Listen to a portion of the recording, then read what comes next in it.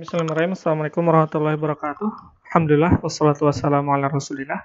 Kita bertemu lagi pada hari ini, tanggal 7 April, Selasa 2020.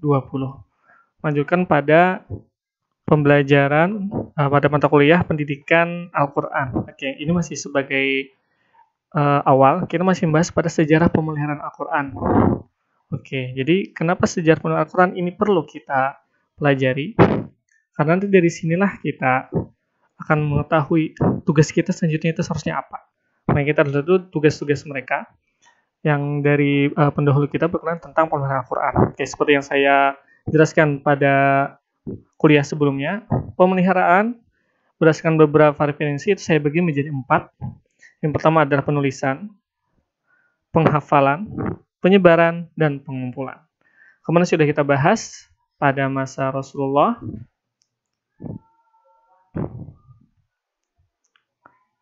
Kemudian pada masa Abu Bakar, penunjukan Zaid. Berikutnya kita akan masuk pada masa Abu Bakar. Pada masa Abu Bakar, latar belakangnya kita katakan adalah pada perang Yamamah, di mana di sana banyak atau 70 orang penghafal Al-Quran itu mati syahid. Akhirnya berdasarkan inisiatif Umar bin Khattab, akhirnya disahkanlah pengumpulan Al-Quran pada zaman Abu Bakar yang kemudian dipimpin oleh Zaid bin Thabit. Kemudian pada zaman Umar bin Khattab, kira-kira apa peran Umar bin Khattab pada pemeliharaan Al-Quran? Kita jelaskan di sini. Nah, pada masa Umar bin Khattab, ini merupakan masa ya kita bisa anggap sebagai masa emas, karena di sana banyak perluasan wilayah Islam pada masa Umar. Masa pemimpinan selama 10 tahun, melakukan penaklukan dalam tanda kutip. Yang penting, di sana Islam menduduki Suriah dan Palestina, yang ketika itu dipimpin oleh Bizantium. Pada perang Yarmouk, 6 tahun 636, umat Islam berhasil memukul habis kekuatan Bizantium. Damaskus pada tahun itu juga, Jerusalem menyerah 2 tahun kemudian. Pada tahun 641, umat Islam menguasai seluruh Palestina dan Suriah, dan terus menerjang maju ke daerah yang kini bernama Turki, artinya kan ke arah utara, ke timur. Kemudian pada tahun 639, umat Islam menduduki Mesir yang juga saat itu di bawah kekuasaan Bizantium, artinya ke utara, ke timur, kemudian mulai selatan, ke barat, itu Islam sudah mulai meluas. Dalam tempo 3 tahun, penaklukan Mesir diselesaikan dengan sempurna. Nah, di manakah titik poin keberhasilan Umar? Pada penguasaan Irak, yang saat itu berada pada kawasan Persia. Kita ketahui bahwasanya Persia pada zaman dahulu itu adalah kekaisaran atau kerajaan yang sangat kuat. Makanya kan ada film yang berjudul Prince of Persia, yang menunjukkan bahwasanya orang Persia itu memang cerdas dan pintar-pintar. Kita lihat saja kalau di film tersebut bangunan-bangunannya sudah sangat bagus.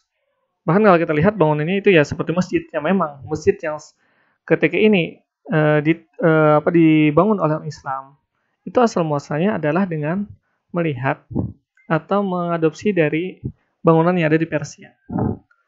Nah di sini kunci kemenangan Islam, yaitu pada pertempuran Qadisiyah tahun 637.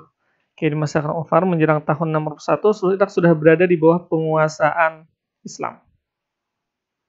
Dan bukan cuma itu, Muslim bahkan menduduki Persia, dan dalam pertempuran Nehrawan, mereka secara menentukan mengalahkan sisa terakhir kekuatan Persia. Nah, ini referensinya saya dapat dari 100 tokoh paling berpengaruh di dunia, karya Michael Hart. Ini saya mencoba bagaimana pandangan orang di luar Islam terhadap Umar bin Khattab. Nah, Michael Hart menempatkan Umar bin Khattab sebagai tokoh paling berpengaruh peringkat ke-51 dalam bukunya. Artinya apa? Umar sangat berperan dalam perkembangan Islam. Jadi Rasulullah, Michael Hart menempatkannya pada peringkat 1. Nanti silahkan kalian baca atau cari saja Michael Hart. Itu banyak e-booknya. Di nomor 1 itu adalah Rasulullah SAW. Sisanya, tokoh Islam yang masuk ke 100 itu selesai 51 adalah Umar bin Khattab. Kenapa? Karena dia menyebut bahwasanya justru karena Umar bin Khattab inilah ketika itu berhasil mengalahkan Persia, di sana akhirnya umat Islam sangat disegani. Nah lanjut. Nah di sini kan sudah kita lihat artinya apa? Perluasan kekuasaan Islam itu sangat meluas ketika Umar bin Khattab menjadi khalifah. Nah, peranan Umar dalam pengenalan kitab suci Al-Quran apa? Maka tadi kan kita hanya bercerita tentang sejarah kemenangan Umar bin Khattab terhadap beberapa kekaisaran sehingga memperluas kekuasaan Islam. Nah, di sini apa peranannya? Nah kita lihat semakin luas kekuasaan Islam, artinya apa? Penyebaran Islam pun harus diperluas. Nah, kemudian bagaimana cara untuk memperluas penyebaran Islam? Yang pasti adalah dengan cara mengajarkan Al-Quran. Nah, di sini kita lihat. Umar bin Khattab mengutus beberapa sahabat untuk mengajarkan Al-Quran. Di mana? Abu Musa Asy'ari di Basrah. Abdullah bin Mas'ud ke Kufah. Mu'az bin Jabal ke Palestina, Ubaidah bin Samit di Homs, Syria, yang kemarin sempat dibombardir oleh lawan perangnya. Kemudian Abu Darda di Damaskus. Nah, Abu Darda ini dia tinggal di Damaskus beberapa waktu lamanya dan dapat membuat halaqah yang sangat masyhur. Ini yang paling banyak, 1.600 orang. Jadi muridnya 1.600 orang. Nah, kemudian bagaimana cara dia mengajarkan murid yang sangat banyak itu? Dia membagi murid ke dalam 10 kelompok. Dalam 10 kelompok, artinya dalam satu kelompok ada 160 orang. Kemudian dia menugaskan seorang instruktur. Berarti dia membawa asisten atau menunjuk asisten secara terpisah pada setiap kelompok dan melakukan inspeksi keliling. Artinya beliau ketika mengajar keliling-keliling untuk memantau kemajuan orang yang belajar Al-Quran.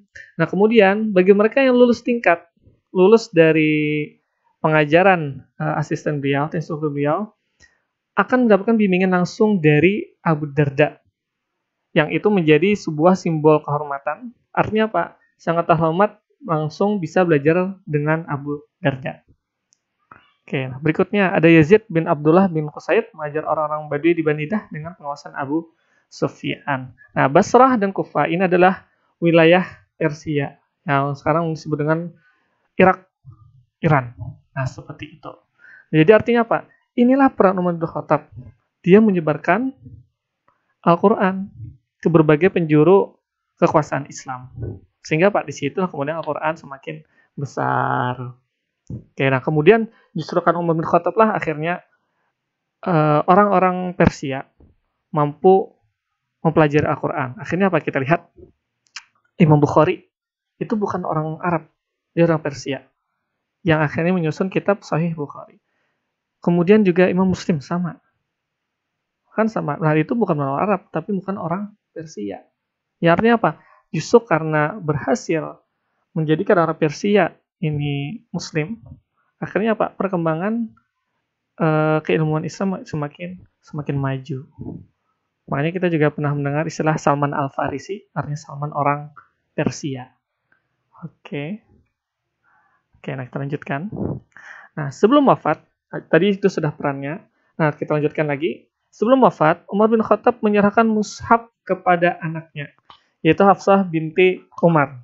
Bukan kepada Utsman bin Affan. Sekali lagi, menjelang Umar bin Khattab wafat, jadi kan Umar bin Khattab ini meninggalnya ditusuk oleh seseorang. Diceritakan itu 6 tusukan ketika beliau sholat subuh.